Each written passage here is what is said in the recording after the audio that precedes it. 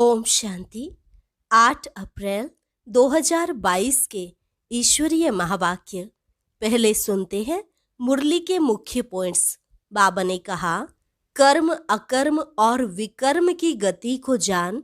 अब तुम्हें पाप कर्मों से बचे रहना है। अब ऐसा कोई विकर्म ना हो जिससे आत्मा पर कोई लेप छेप लगे। काम महाशत्रु पर पूरी जीत पानी है। तुम आधा कल्प से जिस बाप को याद करते आए हो, अब वह तुमको मिला है तो कितनी खुशी होनी चाहिए। लेकिन खुशी उनको होगी जो घड़ी घड़ी अपने को आत्मा समझते हैं। यह निश्चय पक्का हो जाना चाहिए कि हम आत्मा हैं। अब नाटक पूरा हुआ, बाकी कुछ दिन ही रहे हुए हैं, फिर हमको वापस घर जाना है। एकांत में बैठ अपने साथ बातें करनी चाहिए कि यह चोला तो छीछी है, हम आत्मा है और हमारा बाबा हमको लेने आया है। बाबा ने कहा, रात को बैठ विचार सागर मंथन करो तो दिन में भी अवस्था मजबूत रहेगी। सुबह 2 बजे उठकर यह अभ्यास करना चाहिए, क्योंकि रात 9 से 12 का समय बिल्कुल डर्टी है। एम रखनी चाहिए कि हम फुल पास होकर दिखाएंगे। अगर कोई खामी है तो वह निकाल देनी चाहिए, क्योंकि यह तुम्हारी कल्प कल्पांतर की बाजी है। बाप तो शिक्षा देते रहते हैं, तुम सुधरते जाओ, माया से धोखा मत खाओ। और लास्ट में बाबा ने कहा, किसी के नाम रूप के पीछे लट्टू नहीं होना। यह माया बड़ी प्रबल है, झट नाक कान से पकड़कर गिरा देती है। लोभ भी कम नहीं है, जांच करनी चाहिए मेरे अंदर कोई भी चीज का लोभ तो नहीं है। यह भी नाम बदनाम करा देता है। और अब सुनते हैं महावाक्यों को विस्तार से। मुरली का सार। मीठे बच्चे, अपनी अवस्था अच्छी बनानी है तो सवेरे सवेरे उठ एकांत में बैठ विचार करो कि हम आत्मा हैं, हमें अब वापस जाना है। यह नाटक पूरा हुआ। प्रश्न, पूरा पूरा बलि चढ़ने का अर्थ क्या है? उत्तर, पूरा बलि चढ़ना माना बुद्धि का योग एक तरफ रहे, बच्चे आदि कोई देहधारी याद ना आए, देह का भान टूट जाए। ऐसा जो पूरा बलि चढ़ते हैं उन्हें 21 जन्मों का वर्षा बाप से मिलता है। जो 1-2 के नाम रूप में लट्टू होते हैं वह बाप का और अपना नाम बदनाम करते हैं। दूसरा प्रश्न, बाप सभी बच्चों पर कौन सी कृपा करते हैं? उत्तर, कौड़ी से हीरे जैसा बनाने की कृपा बाप करते हैं। जो बच्चे कदम कदम पर राय लेते हैं, कुछ छिपाते नहीं, उन पर स्वतः कृपा हो जाती है। गीत, किसने यह सब खेल रचाया? ओम शांति। जिन्होंने गीत बनाया है वह इनका अर्थ नहीं जानते हैं। तुम बच्चों को बाप ने समझाया है कि देखो, तुमको कितना अच्छा वर्षा दिया था जब तुमको रचा। स्वर्ग है नई रचना। दुनिया नहीं जानती कि स्वर्ग की रचना कैसे रची जाती है, फिर कैसे माया रूपी 5 विकार चढ़ जाते हैं। एक एक बात नई है, नई दुनिया के लिए। सतयुग किसको कहा जाता है यह भी नहीं जानते, तो फिर यह कैसे जानेंगे? यह नॉलेज कोई भी शास्त्र में नहीं है। स्वयं परम पिता परमात्मा ही आकर नॉलेज देते हैं, जो नॉलेज फिर प्रायः लोप हो जाती है। नॉलेज से राजयोग सीख राजाई पाई, बस। इसको कहा जाता है स्पिरिचुअल नॉलेज। स्पिरिचुअल कहा जाता है स्पिरिट को, आत्मा को। सुप्रीम स्पिरिट कहेंगे बाप को। अनेक नाम दे दिया है। कहते भी हैं स्पिरिचुअल ज्ञान चाहिए। फिलॉसफी फिर शास्त्रों का ज्ञान हो जाता है। शास्त्र पढ़कर उनको जाना जाता है। परम पिता परमात्मा तो शास्त्र पढ़ते ही नहीं, उसको कहा जाता है नॉलेजफुल। मनुष्य समझते हैं वह अंतर्यामी है, परंतु ऐसे तो है नहीं। ड्रामा अनुसार जो जैसा कर्म करते हैं उनको वह फल तो मिलना ही है। बच्चों को कर्म अकर्म विकर्म की गति भी समझाते हैं। कर्म अकर्म कब होता है, फिर कर्म विकर्म कैसे बनता है। स्वर्ग में कोई बुरा काम होता नहीं जो विकर्म बने, क्योंकि वहां रावण राज्य ही नहीं, इसलिए कर्म अकर्म बन जाते हैं। लेप छेप लगता है जब विकर्म करते हैं। पाप कराने वाला है रावण। अब तुम बच्चों को बाप समझाते हैं। मनुष्य तो यह नहीं जानते कि सतयुग में विकार बिगड़ कैसे बच्चे पैदा होते हैं। बहुत लोग कहते हैं विकार होते जरूर हैं, परंतु इतने नहीं। जैसे यहाँ भी सन्यासी गुरु लोग समझाते हैं, वर्ष में और मास में एक बार विकार में जाओ, परंतु बाप तो फट से कहते हैं बच्चे काम महाशत्रु है, उन पर पूरी जीत पानी है, संपूर्ण निर्विकारी बनना है। वहां रावण ही नहीं तो विकार कहाँ से आया। सिख लोग भी गाते हैं मूत पलीती कपड़ धोए, तो सब मूत पलीती है, यह किसकी निंदा नहीं करते हैं। जो जैसा होगा उनको ऐसा जरूर कहेंगे, चोर को चोर कहेंगे। ग्रंथ में भी बहुत समझाने लिखी हुई है। गुरु नानक ने परमपिता परमात्मा की महिमा की है। कहते हैं जप साहिब सुखमनी। बाप कहते हैं मुझे याद करो। जिसको आधा कल्प याद किया वह चीज अगर मिल जाए तो कितनी खुशी होनी चाहिए। परंतु खुशी भी उनको होती है जो घड़ी घड़ी अपने को आत्मा समझते हैं। आत्मा समझने से बाप के साथ लव रहेगा। आत्मा को इस समय पता ही नहीं है कि हमारा बाप कौन है। बाप का बन बाप के ऑक्यूपेशन को न जाना तो उनको बुद्धू कहेंगे। प्रहलाद की कथा सुनाते हैं, बदला लेने के लिए थंब से निकला, परंतु परमात्मा है कहाँ, एड्रेस का पता ही नहीं। अभी तुम बच्चे जानते हो, तुम हो ब्रह्मा कुमार कुमारियां। प्रजापिता ब्रह्मा का भी नाम बाला है। स्त्री तो है नहीं जो उनसे बच्चे पैदा करें, जरूर मुख वंशावली होंगे। तुम भी यह समझा सकते हो, हम है ब्रह्मा कुमार कुमारी।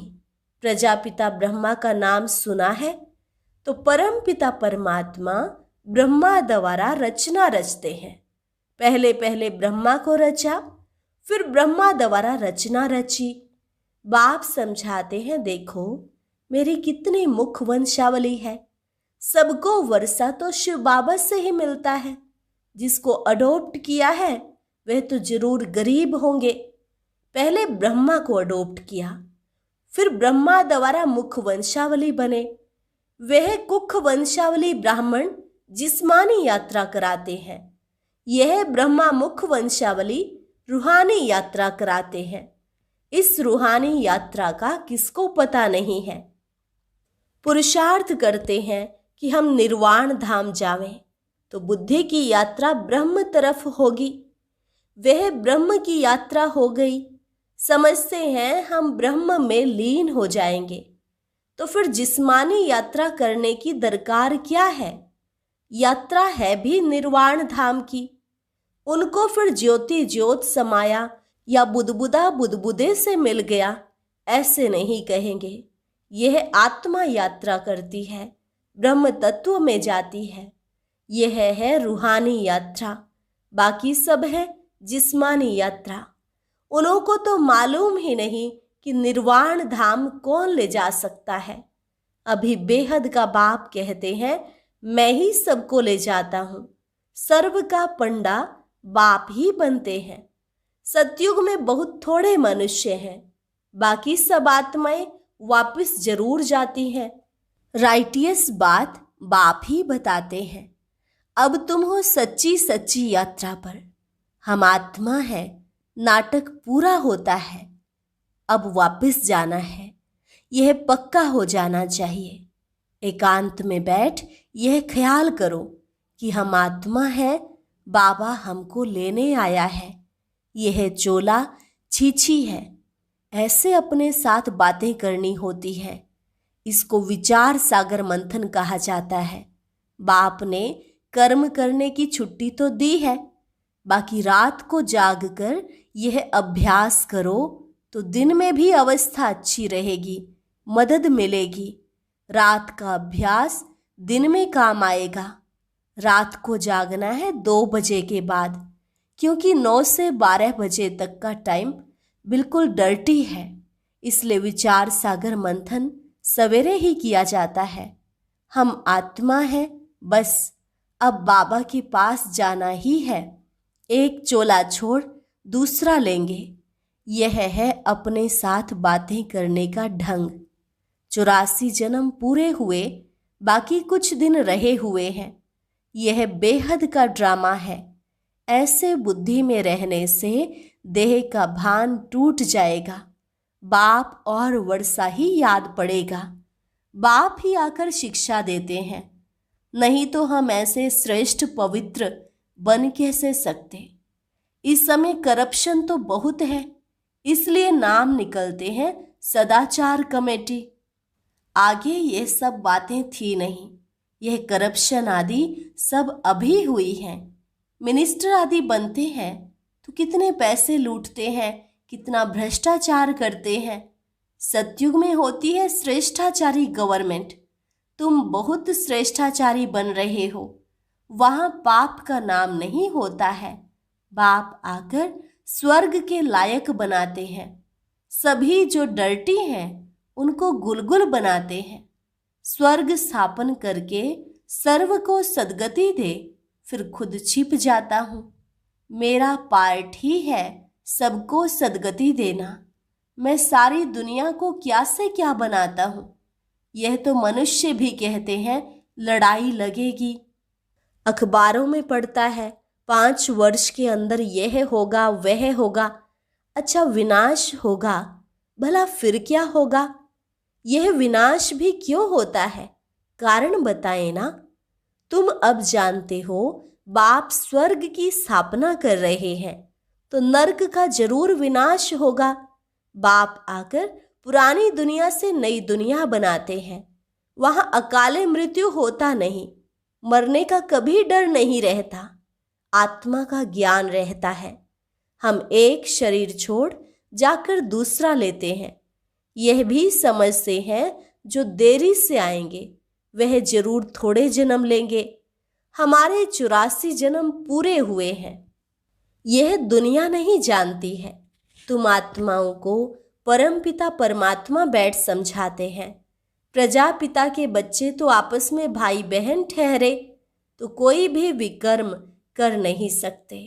यूं कहते भी हैं हिंदू चीनी भाई भाई, फिर विकार में कैसे जाएंगे। कहना तो सहज है, परंतु अर्थ नहीं समझते। भाई भाई का अर्थ आत्मा पर चला जाता है। भाई बहन के संबंध में विकार की दृष्टि ठहर न सके। लौकिक संबंध में भी नजदीक संबंधी से अगर शादी करते हैं तो हाहाकार हो जाता है। बाप समझाते हैं तुम सब देवी देवता सो श्रेष्ठाचारी थे, फिर भ्रष्टाचारी बन गए, अब फिर श्रेष्ठाचारी बन रहे हो। हम सो श्रेष्ठाचारी 16 कला थे, फिर 14 कला में आए, फिर भ्रष्टाचारी बनते बनते अब और ही तमो प्रधान भ्रष्टाचारी बन पड़े हैं। इस गोले के चित्र में भी क्लियर लिखा हुआ है। वर्ण का रूप भी बनाते हैं, परंतु उसमें चोटी ब्राह्मण नहीं बताते। न शिव बाबा न ब्राह्मण ही दिखाते हैं, बाकी देवता क्षत्रिय वैश्य शूद्र दिखाते हैं। तुम अब जान गए हो कि हम बाजोली खेलते हैं। अभी हम ब्राह्मण सो फिर देवी देवता बनेंगे, इसलिए दैवी गुण धारण करने हैं। अभी वापस जाना है, फिर हमारे लिए सारी दुनिया स्वर्ग हो जाएगी, धरती को पानी मिल जाएगा। ऐसे ऐसे रात को अच्छी रीति विचार सागर मंथन करो तो दिन में बहुत मदद मिलेगी। अभी हम जाते हैं स्वीट फादर के पास, जिसके लिए हमने दर दर धक्के खाए हैं। रास्ता कहाँ से भी नहीं मिला है। अभी तुम पुरुषार्थ कर रहे हो वर्षा पाने का, परंतु माया भी बड़ी प्रबल है, बहुत धोखा देती है, झट कान से नाक से पकड़ लेती है। भ्रष्टाचारी बन पड़ते हैं, काम का नशा आ जाता है, किसके नाम रूप के पीछे लट्टू हो जाते हैं, जैसे आशिक माशुक। बहुत धोखा खाते हैं। लोभी भी एकदम नाम बदनाम कर देते हैं। यह सब कुछ होता ही रहता है। बाप समझाते हैं, बच्चे योग में रहना है।